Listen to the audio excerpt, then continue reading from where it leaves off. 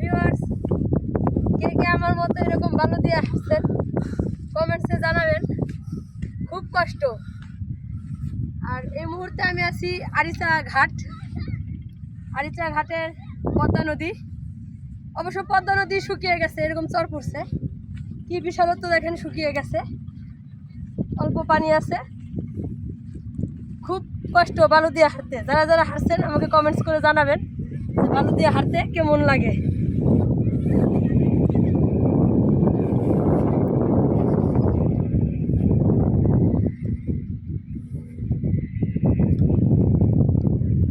এই যে দেখুন, জুতা হাঁটতে হাঁটতে ভর্তি হয়ে গেছে। এখন খালি পায়ে হাঁটবো। এই যে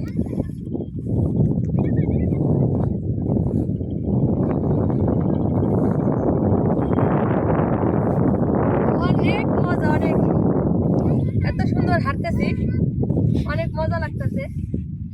অবশ্য শীতকালে এরকম বালু দিয়ে হাঁটতে অনেক ভালো লাগবে সবারই, কারণ গরম হয়েছে বালুগুলা, অত কষ্ট লাগতেছে না।